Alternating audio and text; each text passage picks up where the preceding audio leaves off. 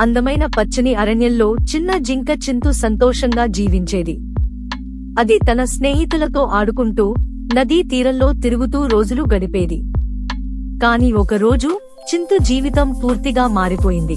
చింతు ఇతర జంతువుల దగ్గర మాయా లోయ గురించి విని ఉత్సాహంగా మారింది. అది అడవిలో లోతుగా దాగి ఉందని అందరూ చెబుతున్నారు. ప్రమాదాలు ఉన్నా చింతు దాన్ని కనుగొనాలని నిర్ణయించుకుంది. ప్రయాణం మొదలుపెట్టే ముందు చింతు తన కుటుంబానికి, స్నేహితులకు వీడ్కోలు చెప్పింది. అందరూ జాగ్రత్తగా ఉండమని చెప్పి శుభాకాంక్షలు తెలిపారు. చింతు అరణ్యంలో లోతుగా అడుగుపెట్టింది. ఇక్కడ సూర్యకాంతి నేలమీద పడేది. ఆకుల గిలగిల, పిట్టల కిలకిల, దూరంగా వినిపించే జంతువుల శబ్దాలు వాతావరణాన్ని రహస్యంగా మార్చాయి. అప్పుడే ఒక రంగురంగుల చిలుక వచ్చి కొమ్మపై కూర్చుంది. అది అన్నది, చిన్న జింక, జాగ్రత్త! ఇక్కడ నల్ల పులి తిరుగుతుంది. అది చాలా ప్రమాదకరం. కొంత దూరం వెళ్లగానే చింతుకు ఒక పెద్ద సవాలు ఎదురైంది. ఒక పాడైన చెక్క బ్రిడ్జి దాటాలి. కింద లోతైన నది ఉప్పొంగుతోంది. ఒక్కసారిగా ఒక పెద్ద పాము పొదల్లోంచి బయటికి వచ్చింది. చింతు కాసేపు భయపడింది, కాని వెంటనే దూకి పామును దాటేసింది. సాయంత్రం అయ్యేసరికి చింతు అలసిపోయింది.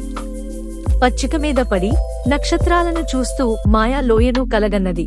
మరుసటి రోజు ఉదయం చింతు నల్ల పులిని ఎదుర్కొంది.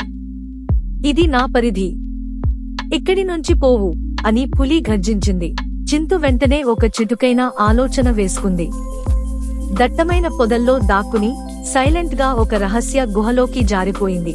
కొన్ని గంటల ప్రయాణం తరువాత చింతు ఒక అద్భుతమైన జలపాతం చూసింది.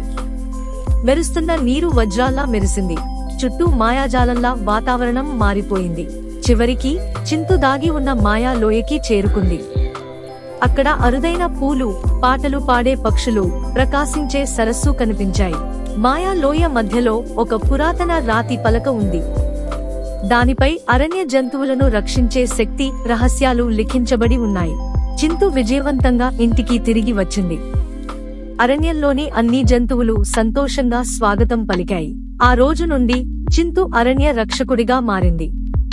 ధైర్యం, తెలివి, దయ ఉంటే ఎలాంటి సవాళ్లనైనా జయించవచ్చని అందరికీ నేర్పింది. ఈ స్టోరీ నచ్చితే లైక్ చేయండి, షేర్ చేయండి, సబ్స్క్రైబ్ చేయండి.